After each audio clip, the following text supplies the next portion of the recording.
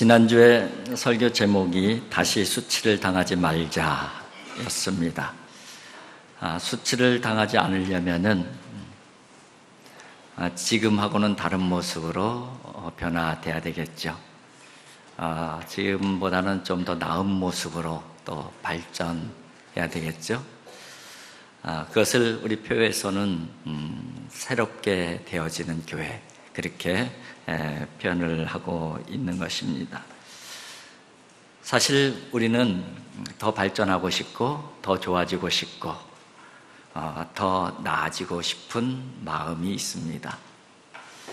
그런데 그러기에는 우리 앞에 놓여져 있는 장애물들이 너무나도 많이 있다는 것도 우리는 인정할 수밖에 없는 것이죠. 또 그것이 우리의 현실이기도 합니다. 이 수많은 장애물들이 우리 앞에 놓여져 있는데 이 장애물들을 어떻게 넘어갈까? 어떻게 극복할까? 그것이 또 우리의 고민이 아닐 수가 없습니다. 여러분들 앞에 있는 장애물들을 어떻게 넘어가십니까? 어떻게 극복하면서 여러분들의 삶, 여러분들의 인생을 만들어가고 계십니까? 인텔의 최고 경영자였던 에디 그로브가 이런 말을 합니다. 위기가 닥쳤을 때 나쁜 기업은 망하고 좋은 기업은 살아남고 위대한 기업은 더욱 발전한다. 아주 단순한 이야기이죠. 그러나 명확한 이야기이죠. 맞는 이야기이죠. 교회도 마찬가지가 아니겠습니까? 위기가 닥칠 때에 좋은 교회라면은 살아남을 것입니다. 또 위대한 교회라고 하면은 더 발전할 것은 당연하겠죠. 그러나 반대로 나쁜 교회라면 문을 닫아야 될지도 모르는 것이죠. 좋은 교회가 되었으면 좋겠다. 그래서 어떤 위기가 와도 살아남았으면 좋겠다. 더 나아가서 위대한 교회가 되었으면 좋겠다. 그래서 위기가 닥쳐오면 닥쳐올수록 더 빛을 발하고 하나님의 영광을 드러내는 교회가 되었으면 좋겠다. 그런 마음과 그런 소원이 저와 여러분들에게 다 있을 것입니다. 그리고 그런 마음과 그런 소원을 담아서 만들어낸 표어가 말씀으로 새로워지는 교회라고 생각이 되어집니다. 그런데 새로워지길 원하지만, 더 나아지길 원하지만 장애물들이 너무 많잖아요. 또 오늘의 현실은 그 어느 때보다도 더 높고 더 거친 장애물들이 우리 앞에 널려 있는 것이 또 사실입니다. 어떻게 극복해 나갈까? 미디어 전략가인 라이언 홀리데이라고 하는 분이 돌파력이라고 하는 책을 썼어요. 여기에는 장애를 돌파하기 위한 3가지 단계에 대해서 이야기를 합니다. 첫 번째 단계는 인식의 단계라고 표현을 하고 있어요. 우리에게 생긴 문제점, 또 그 문제점을 대하는 태도, 접근 방식, 이런 것들. 장애물을 어떻게 바라보고 어떻게 판단할 것인가, 곧 바라보는 그 인식, 그것이 굉장히 중요하다는 것을 언급을 하고 있습니다. 왜냐하면 정확하게 인식을 하지 못하게 되면은, 정확하게 바라보지 못하게 되면은 우리들은 문제 앞에 우리의 마음은 굉장히 무너질 수가 있다는 것이에요. 위기가 닥칠 때에 그 위기가 위기 자체로만 보이면은 우리 마음 가운데 생기는 것은 좌절감, 절망감, 두려움, 무력감, 이런 것들이 생긴다는 거예요. 그래서 바로 보아야 된다는 것이죠. 바로 인식해야 된다는 것입니다. 그런데 우리에게 진짜 문제는 장애물 자체가 아니라 우리 마음 가운데 생기는 이런 두려움, 좌절감, 이런 것들인데, 두려움, 좌절감, 이런 것들은 장애 자체가 아니라는 거예요. 그것은 우리의 인식이 만들어낸 결과라는 거예요. 그래서 우리가 어떻게 보느냐에 따라서 우리 마음 가운데 자신감과 희망이 생길 수도 있고, 우리가 어떻게 보느냐에 따라서 위축되고 두렵고 떨리고 좌절감이 생기기도 한다는 거예요. 그래서 다른 사람들이 보는 똑같은 방식으로 보면 안 된다고 얘기합니다. 위기를 위기로 보지 않고 위기를 기회로 보는 그 시각이 있어야만이 우리는 성공할 수 있다, 그렇게 이야기를 하고 있습니다. 장애물 자체를 우리가 바꿀 수는 없죠. 그러나 그 장애물을 어떻게 바라보느냐, 그 시각과 인식은 우리가 얼마든지 바꿀 수 있다는 것입니다. 그래서 그 장애물을 어떻게 바라보고 해석하고 접근하느냐에 따라서 그 장애물이 우리에게 굉장히 큰 위력으로 다가올 수도 있지만은 별거 아닌 것으로 다가올 수도 있다는 거예요. 똑같은 장애물이라도 만만해 보일 수도 있고 굉장히 커 보일 수도 있다는 것이에요. 그래서 이 인식의 단계가 굉장히 중요하다는 것을 언급을 하고 있습니다. 두 번째 단계는 그렇게 인식이 되었으면은 바른 방향, 접근 방식, 이런 부분들이 딱 파악이 됐으면은 그 다음 단계는 행동으로 옮겨가는 단계이죠. 정확한 행동이 아니더라도 무조건 옳은 방향을 정했으면 행동을 먼저 해야 된다는 거예요. 그리고 그 행동을 멈추면 안 된다고 이야기를 합니다. 끝까지 계속 움직이는 것이 중요하다고 얘기합니다. 그러면서 에디슨 이야기를 하더라고요. 발명왕 에디슨이 그 시대에 이 백열 전구를 연구하는 사람들이 굉장히 많았대요. 수도 없이 많았다고 합니다. 그런데 6,000가지의 필라멘트 실험을 성공할 때까지 끝까지 한 사람은 에디슨밖에 없었대요.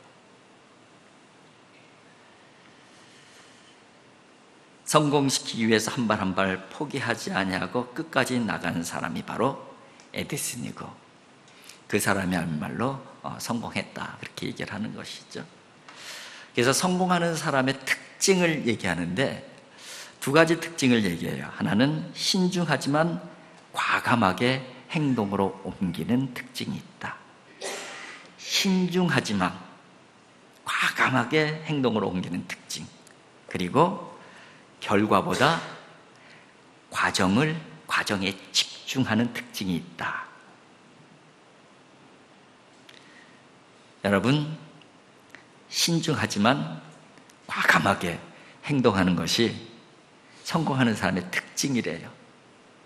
어떤 결과도 중요하지만은 과정 하나하나에 집중하는 것, 이런 사람이 성공할 확률이 많은 사람들이라고 이야기를 합니다. 그 다음에 이제 그 세 번째 단계는 의지의 단계라고 표현을 하고 있습니다. 행동 옮긴다고, 행동을 멈추지 않고 계속 움직인다고 다 성공하는 건 아니잖아요. 거기에는 큰 난관에 부닥칠 수도 있고 실패가 올 수도 있고 여러 가지 난관과 실패가 우리에게 온다는 거예요. 근데 그 난관과 실패에 부닥쳤을 때에 중요한 것은 내면의 힘이라고 얘기를 해요. 그래서 내면의 힘을 배양하고 유지하는 것이 아주 중요하다고 이야기를 합니다. 정말 그렇잖아요, 이 내면의 힘. 그런데 이게 우리 신앙적 표현을 하게 되면 내면의 힘이라는 게 뭐예요? 여러분, 우리 내면의 힘이 뭡니까? 영성이죠. 영적인 힘 아니겠어요? 우리들에게 건강한 영성이 있으면은 견뎌낼 수 있잖아요. 실패해도 무너지지 않잖아요. 쉽게 흔들리지 않잖아요. 영성이 중요해요. 영성. 정말 영성이 중요합니다. 왜냐하면 반드시 장애물은 우리에게 있기 때문에, 반드시 난관은 우리 앞에 있기 때문에, 반드시 실패하는 일도 있기 때문에 내면의 힘이 중요한 것이고 영성이 중요한 것이에요. 잘 나가다도 내면의 힘이 딸리면은, 영적인 힘이 딸리면은 주저앉을 수밖에 없는 것이잖아요. 결국 진짜 성공하는 사람은 내면의 힘이 있는 사람, 우리식으로 보면은 영적인 힘이 있는 사람이라고 이야기를 하고 있는 것이죠. 어떻습니까?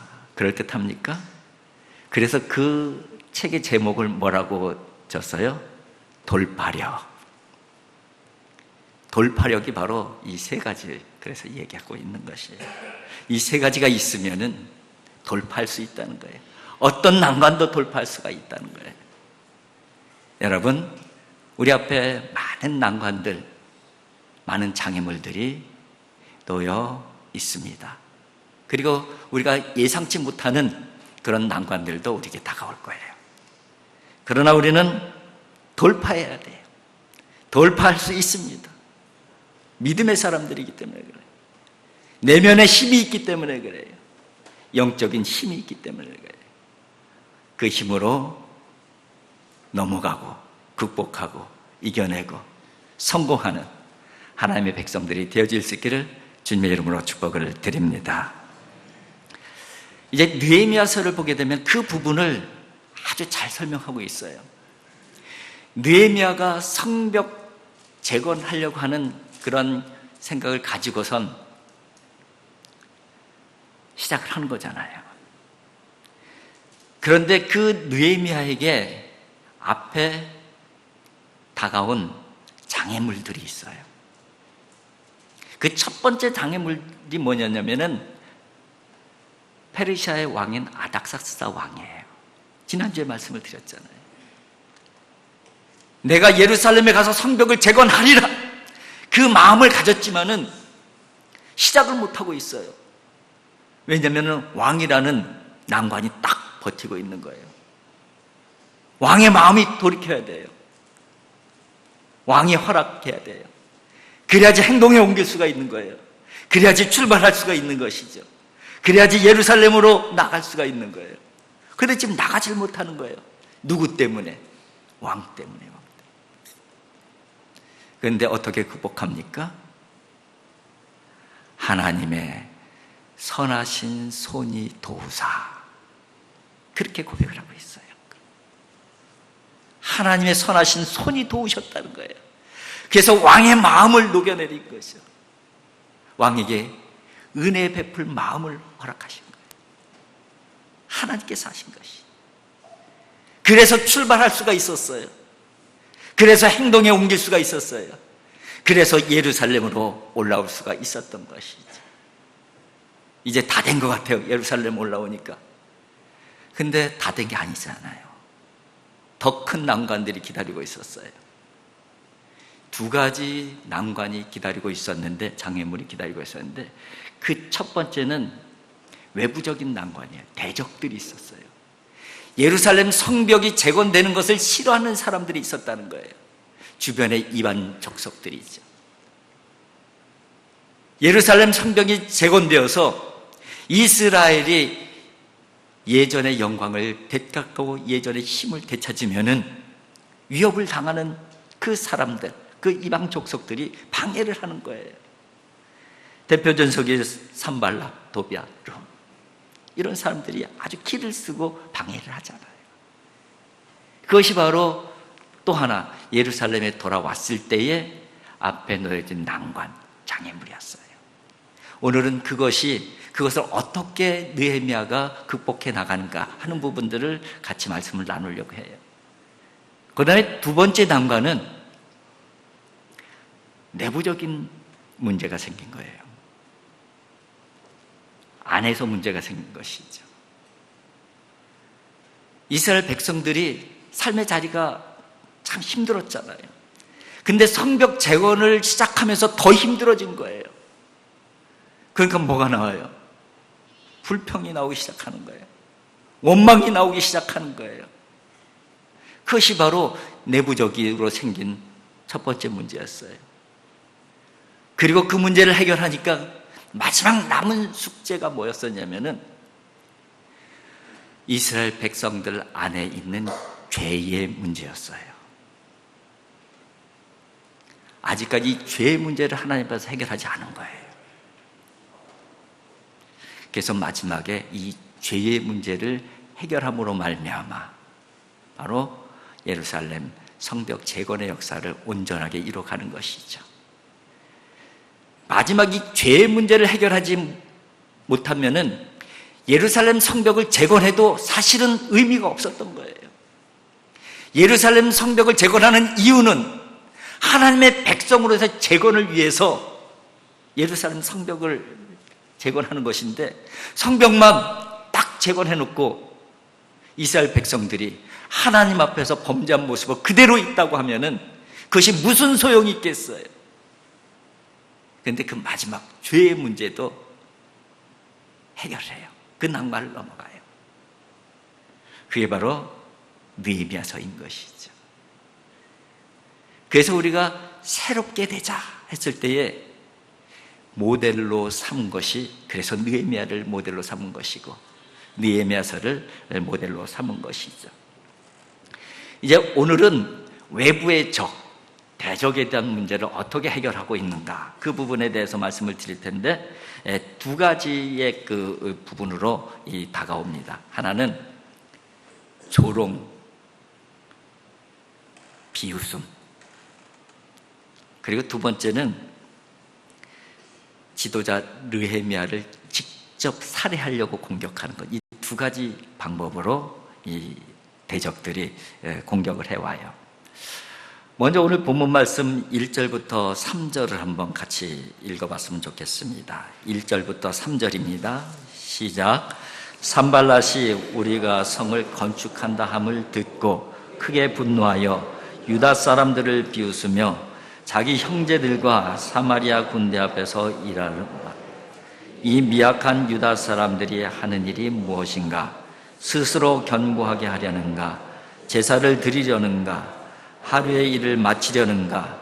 불탄 돌을 흙무더기에서 다시 일으키려는가? 하고 암몬 사람 도비아는 곁에 있다가 이르되 그들이 건축하는 돌 성벽은 여호가 올라가도 곧 무너지리라 하더라. 산발랏이 우리가 성을 건축한다 함을 듣고 크게 분노하여 유다 사람들을 비웃으며 뭐라고 얘기합니까? 이 미약한 유다 사람들이 하는 일이 무엇이냐? 능력도 없는 것들이 지금 뭐 한다고 짓거리들이야, 이렇게 조롱하는 것이죠. 스스로 견고하게 하려는가? 웃기고들 있네, 그렇게 표현하는 거예요. 스스로 견고해진다고 웃기고 있네, 이런 표현이에요. 이런 면. 제사를 드리려는가? 하나님 앞에 제대로 된 제사를 드리려고 애쓰는 모습을 보고서 너희들 주제 파악이나, 니들 삶도 엉망인데 무슨 하나님께 제대로 된 제사를 드린다고 그래? 니들의 삶이나 제대로 돌아봐. 주제 파악이나 제대로 해. 이렇게 조롱하고 있는 거예요. 하루의 일을 마치려는가? 능력도 없으면서 무슨 수로 하루에 그 일을 마치려고. 참 꼴값들이네. 이렇게 지금 조롱하고 있는 거예요. 그 얘기를 산발라시 하니까, 그렇게 조롱하니까 옆에서 도비아, 암몬 사람 도비아가 듣고 있다가 한술 더 뜹니다. 돌로 성벽을 쌓아봤자 여우 새끼 한 마리가 올라가면 다 무너질 것들인데 너희들이 수준이 그것밖에 더 되는데, 그렇게 지금 비아냥거리고 있는 거예요.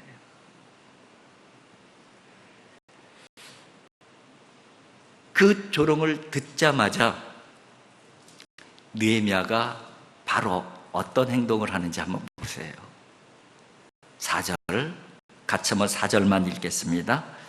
우리 하나님이여 들으시옵소서. 우리가 업신여김을 당하나이다. 원하건대 그들이 욕하는 것을 자기들의 머리로 돌리사 노략거리가 되어 이방에 사로잡히게 하시고, 우리 하나님이여 들으소서. 우리가 업신여김을 당하고 있나이다. 뭐 하고 있는 거예요? 기도하잖아요. 여러분, 느헤미야가 보통 사람이 아니에요. 왕의 백을 가지고 있는 사람이잖아요. 굉장히 총명한 사람이에요. 결단력도 대단한 사람이에요. 능력이 없는 사람이 아니에요. 인간적인 능력을 따지자 보면 누구보다도 능력 있는 사람이 느헤미야예요. 그런데 느헤미야는 난관에 부닥칠 때마다 가장 먼저 하는 것이 하나님 찾는 거였어요. 하나님 도와주세요. 아닥사스 왕이 내가 뭘 해주길 원하냐, 그렇게 얘기하니까 바로 한 행동이 뭐예요? 하나님을 향하여 묵도하고, 그거잖아요. 그죠? 능력이 없는 사람이 아니에요. 그런데 내 능력 갖고 안 된다는 거예요. 하나님의 도우심이 있어야 된다는 거예요. 하나님의 일이고 하나님의 뜻이기에 하나님께서 힘주시고 하나님께서 이끌으실 때만이 성공할 수 있다는 것을 아는 것이죠.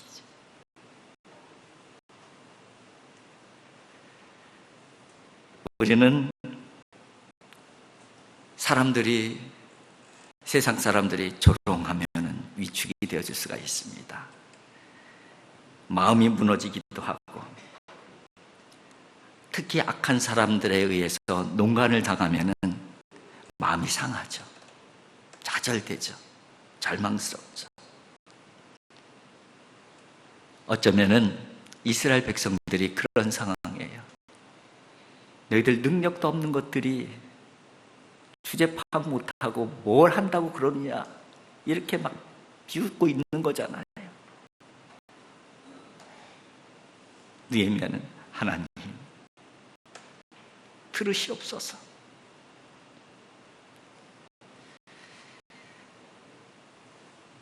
마음이 상하고 자존심이 상하면 상할수록 뭐를 해야 돼요?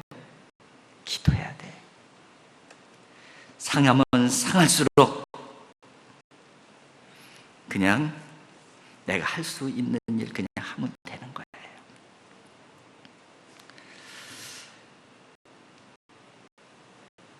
오늘 느헤미야가 어떻게 대처하는가? 첫 번째가 하나님 기도하는 것이잖아요. 그러면서 오늘 그 4장 6절에 보면 이렇게 돼 있어요. 이에 우리가 성을 건축하여 전부가 연결되고 높이가 절반에 이르렀으니, 그렇게 조롱함에도 불구하고 기도함으로 말미암아 모든 백성들이 자기에게 주어진 일들을 묵묵히 해나간 거예요. 그러다 보니까는 전부가 건축과 전부가 연결되었어요. 성이 전부가 연결되는 것까지는 성공을 한 거예요. 그리고 높이는 절반에 이르렀고, 그러니까 이제 절반 정도에 싹 올린 거예요. 그런 조롱을 받고도 흔들리지 않냐. 그런데 그렇게 할 수 있었던 이유를 오늘 본문에서는 설명하고 있는데, 그것을 6절에 이렇게 설명하고 있어요. 6절 같이 한번 읽겠습니다. 이에 우리가 성을 건축하여 전부가 연결되고 높이가 절반에 이르렀으니 이는 백성이 마음 들여 일을 하였습니다. 그 이유를 뭐라고요? 백성이 마음 들여 일을 하였습니다. 쉽게 표현하면은 백성들이 마음을 더 집중하여 일을 하였다. 조롱하면 조롱할수록 조롱하라. 비웃으면 비웃을수록 너 비웃어. 나는 내 할 일을 할 거야. 이런 마음으로 마음을 집중했다는 거예요. 그래서 성을 다 연결할 수가 있었어요. 그래서 절반까지 올릴 수가 있었던 것이죠. 느헤미야는 조롱의 문제, 비웃음의 문제를 이렇게 해결해 나가고 있음을 보여주고 있습니다. 이런 사람, 이런 백성들에게 하나님의 선하신 손이 왜 도와주시지 않겠어요? 이런 은혜와 이런 역사가 저와 여러분들에게, 또 우리 교회 한국교회도 있기를 주님의 이름으로 축복을 드립니다. 그런데 말로 조롱하고 위협하는 것 같고 안 통했잖아요. 이제 아무리 비웃어도 안 통하는 거예요. 조롱해도 위협해도 안 통하는 거예요. 그럼 어떻게 해야 돼요? 이제 행동으로 옮겨가야죠. 그 행동으로 옮겨가는 것 중에서 제일 그 확실한 방법은 전면전을 치러갖고선 딱 끌어버리면 되는 거예요. 그런데 이 이방 족속들의 입장에서 느헤미야와 이스라엘 백성들을 상대로 전면전을 벌인다는 것은 상당한 위험 부담이 있었어요. 왜냐하면 이스라엘 백성들만 보게 되면은 오합지졸이기 때문에 아무것도 아니지만은 거기에 누가 있는 거예요? 느헤미야가 있어요. 근데 느헤미야는 누구예요? 왕의 사람이잖아요. 왕의 사람. 왕이 보낸 사람이잖아요. 왕이 보낸 사람 잘못 건드렸다가는 큰일 날 수가 있잖아요. 그러니까 이게 전면전도 못하는 거예요. 그래서 방법을 바꿨습니다. 그럼 어떻게 하면 될까 고민하다가, 그러면 저 느헤미야를 쥐도 새도 모르게 제거해버리면 되지, 이렇게 결정을 한 거예요. 그래서 지도자 느헤미야를 죽일 생각을 하고선 그 다음 행동에 옮겨갑니다. 그것을 기록하고 있는 것이 느헤미야서 6장이에요. 느헤미야서 6장을 통해서 잠깐 그 말씀을 드리면은, 느헤미야서 6장 2절에는 이렇게 되어 있어요. 산발랏과 게셈이 내게 사람을 보내어 이르기를, 오라 우리가 오노평지 한촌에서 서로 만나자 하니 실상은 나를 해하고자 함이었더라. 산발랏과 게셈이 사람을 그 느헤미야에게 보내는 거예요. 그리고 오노평지는 예루살렘과 사마리아 그 중간 지점이에요. 거기서 만나자. 거기 만나서 우리가 타협하자, 협상하자, 이렇게 제안을 한 거예요. 그에 대해서 느헤미야가 어떻게 답변을 하냐면은, 이어지는 6장 3절에 보면 이렇게 답변을 해요.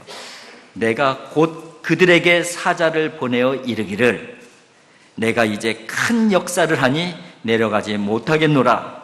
어찌하여 역사를 중지하게 하고 너희에게로 내려가겠느냐. 큰 역사. 누구의 역사요? 하나님의 역사. 하나님의 계획을 이뤄가고 있는데 내가 이것을 중지하고 어떻게 너희들에게 내려가겠느냐. 뭐에 대한 분명한 확신이 있었던 거예요? 이 일은 하나님의 일입니다. 이게 확신이 있었던 거예요. 아무리 협상이 중요하고 아무리 타협이 중요하다 할지라도 이것은 하나님의 일이다. 너희들하고 타협할 일이 아니다. 나는 이 일을 하겠다. 단호한 느헤미야의 모습을 볼 수가 있습니다. 그러니까는 딱 유인을 해서 제거하려고 했는데 그것도 안 먹혔잖아요. 두 번째 단계, 이번에는 편지를 보내요. 근데 그 편지를 봉하지 않은 편지를 보내요, 느헤미야에게. 근데 그 편지의 내용은 어떤 내용이냐면은 유다 사람들이 모반하려고 성벽을 건축한다는 내용이에요. 느헤미야는 이 성벽 건축을 해서 자기가 왕이 되려고 한다는 그런 내용이에요. 근데 그 편지 내용을 싹 써갖고선 봉하지 않고 그냥 보내요. 봉하지 않은 목적이 있는 것이죠. 그것이 새나가게, 그 내용이 새나가게 하는 거예요. 그 내용이 새나가게 되면은 어떻게 되는 거예요? 이스라엘 백성과 느헤미야는 모반자들이 되는 것이죠. 왕에게 반역하는 반역자들이 되어지게 되는 거예요. 중상모략을 하는 것이죠. 그런데 이 중상모략하는 이 부분에 대해서 느헤미야가 어떻게 반응을 하냐면은 개의치 않아요. 흔들리지도 않아요. 전혀 위축하지도 않아요. 그리고 또 한 게 뭔지 아세요? 또 기도를 하는 거예요. 이 양반이 할 일도 많을 텐데 왜 맨날 이렇게 기도만 하는지 또 기도하는 거예요. 하나님, 이제 내 손을 힘있게 해주세요. 저들이 나를 별별 방법으로 다 공격을 하는데 하나님, 이제 제 손에 힘을 주세요. 어떤 공격도 견뎌낼 수 있게 해주시고 그들을 이겨낼 수 있는 힘을 주세요. 하나님께 기도하는 거예요. 근데 사실은 느헤미야에게는 이미 물리적인 힘은 가지고 있는 사람이에요. 왕의 권세를 가지고 있으니까. 그런 하나님 앞에 무슨 힘을 구한 것일까요? 영적인 힘이에요. 이런 중상모략에 넘어가지 않도록, 흔들리지 않도록.